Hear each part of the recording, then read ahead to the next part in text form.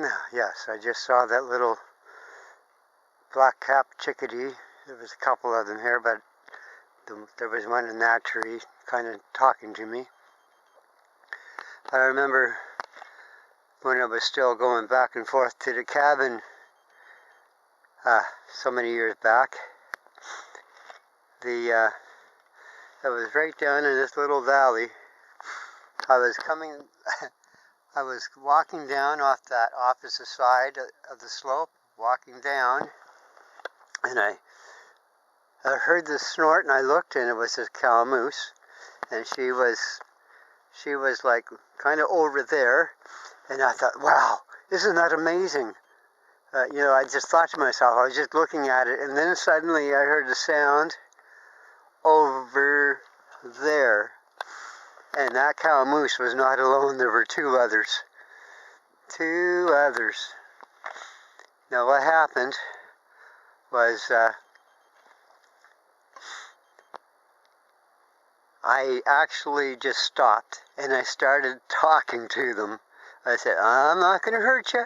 Go ahead. I'm not going to hurt you. You go ahead and pass. And they passed. I mean, they made their way through this little gully, and me, after they were gone, I hurried quickly across this little gully and came up this trail down below here.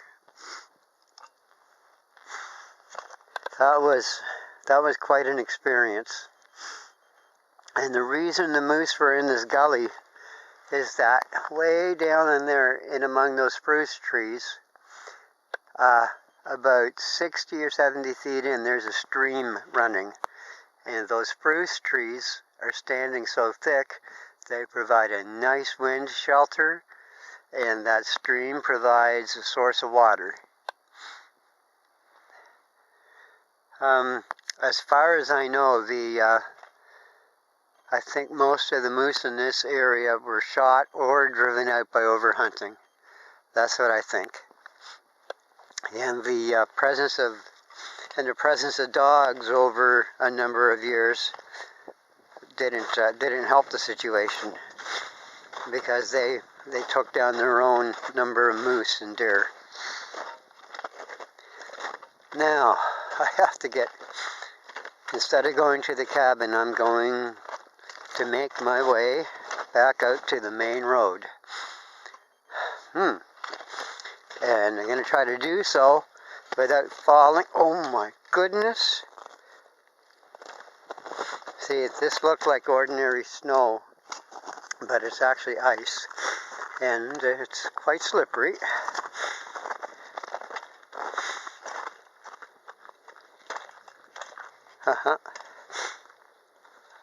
Thank God for a walking stick.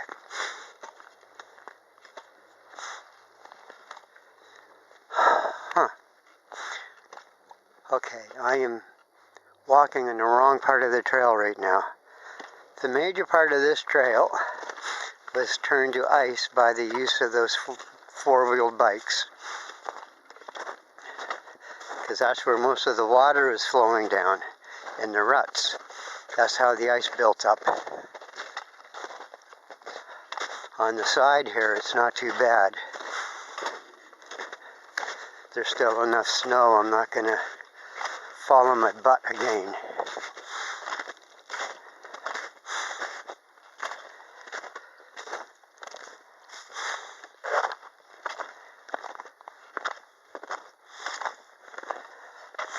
Yeah. Oh, well. I wish I could have had a video of some kind of animal on this little journey. One never knows.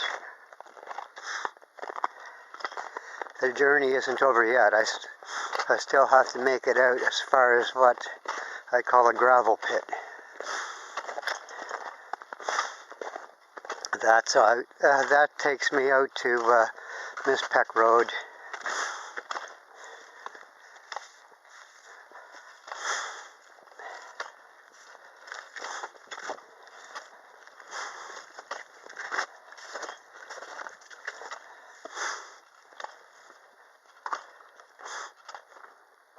Now, I have to think about what I actually want to do. If I go out to Mispec Road, I'm going to add a 1/4 mile onto my trip back home. That's what I will end up doing.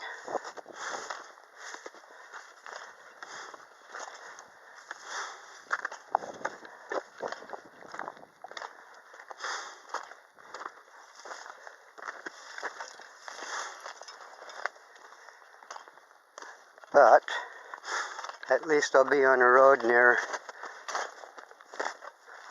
beside human settlement.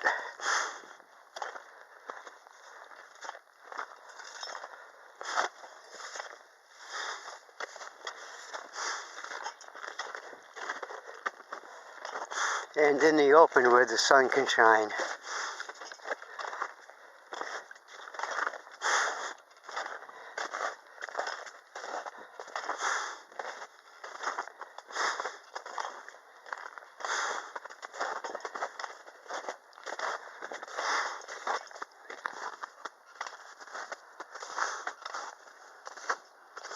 And this is a part of the trail that many friends didn't see yet.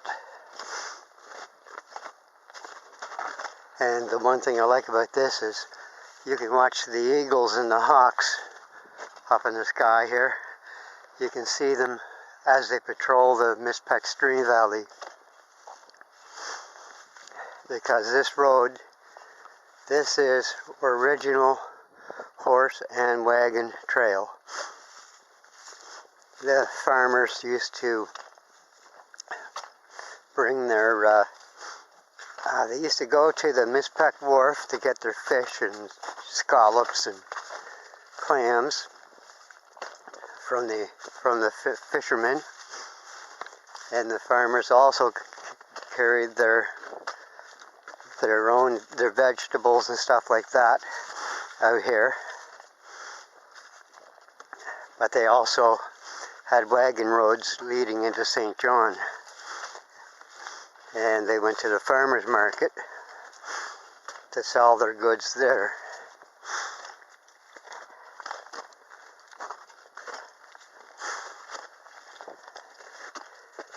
It's warming up.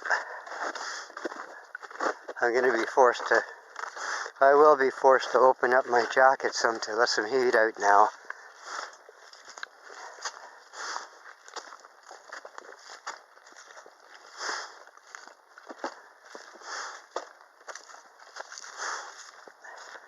Now, technically there are all kinds of places on this trail here to camp.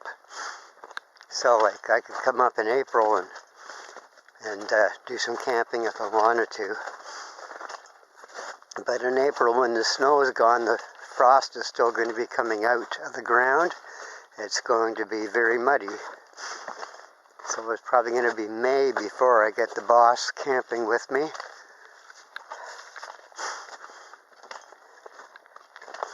Yes, I have to get her trained to not wander off the trail and not wander away from me. Of course, already in her walking stick there's a whistle and compass, and if she ever gets worried, she can blow on her whistle real hard. That's what I have to get her trained to do, to be careful in the woods.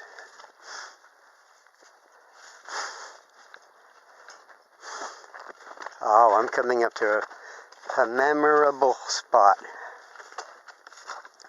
Well, this country has quite a few,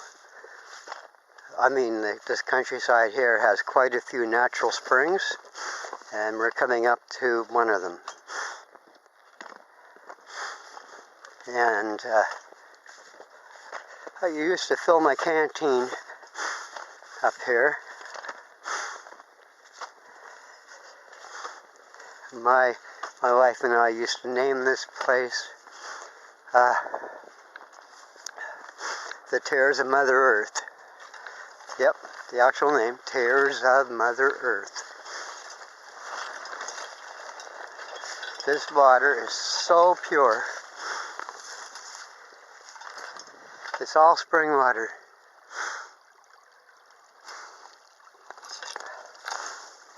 Okay. Used to fill the canteens up here. Oh, excuse me. What?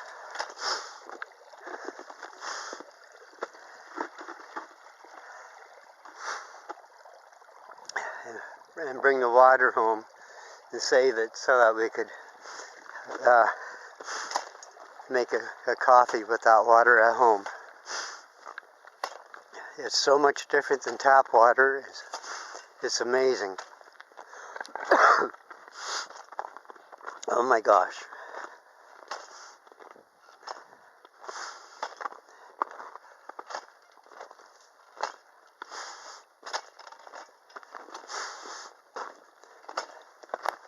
Okay.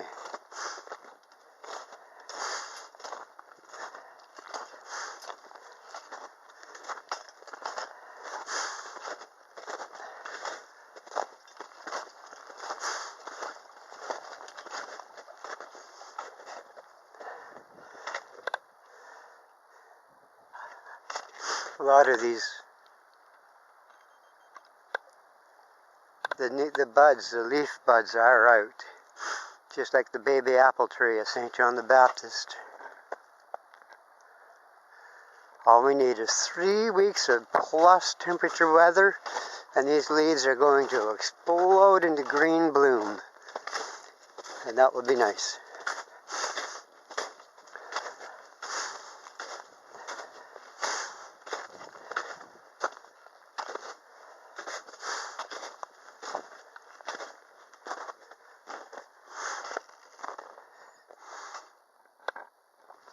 Most of this here is just cutting.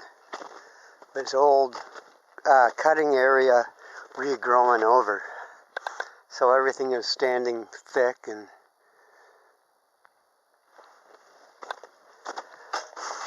there's no old trees here.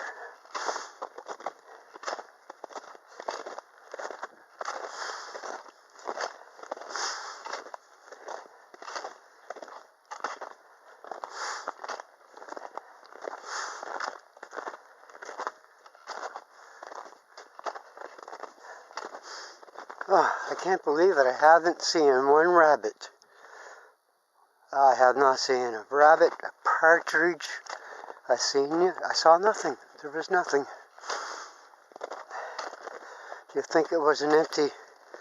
You would think the landscape was devoid of life.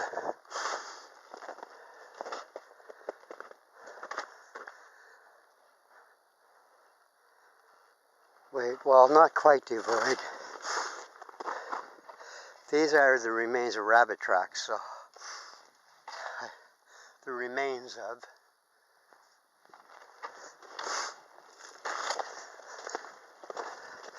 There's at least one rabbit alive in here. That's good.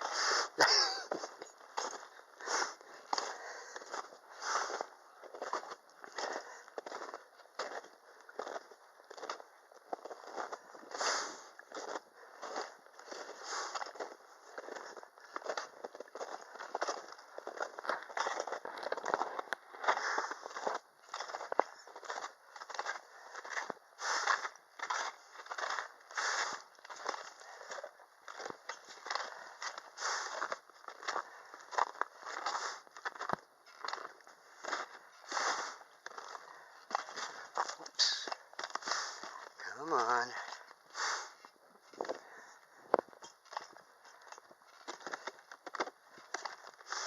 Now here's where that other road came out. I took my little shortcut, but the main road is this one.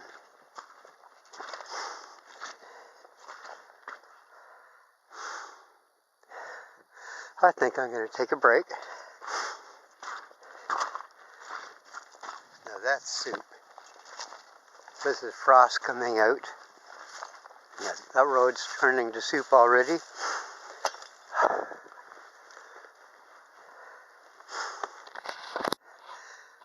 Okay.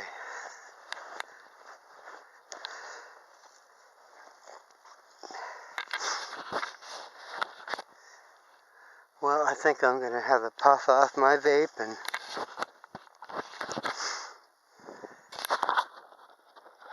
I had to let some heat out of this jacket anyway.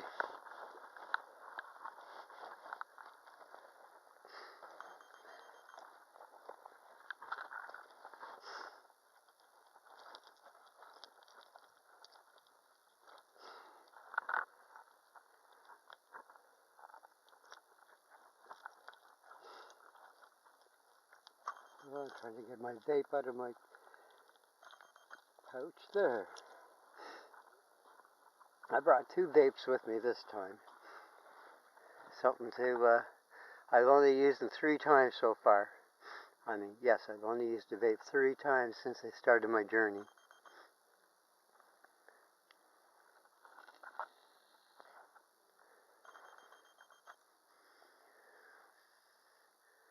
It's a lot different than being on the beach, moving seaweed around. I realized that.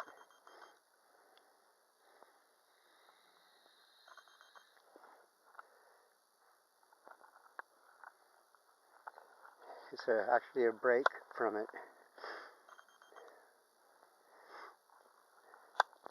Yeah, I sort of like this area because I can camp here at any point. Right over there. Nice flat area.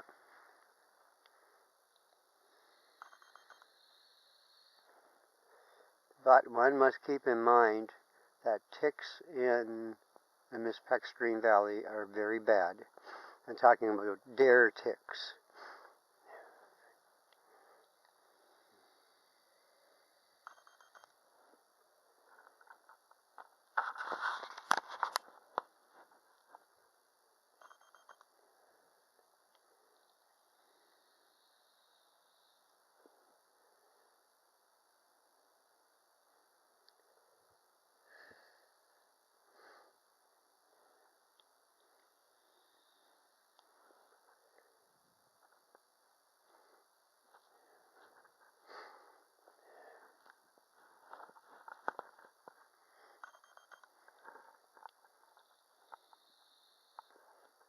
Yeah, and when you're camping out here, you have to be careful where you do set your tent up.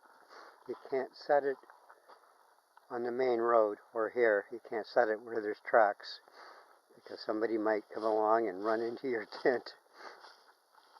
You never know when someone's going to be operating a vehicle under the influence of alcohol, and they won't react in time when they see your tent. So yeah, always set your tent or shelter up off trail.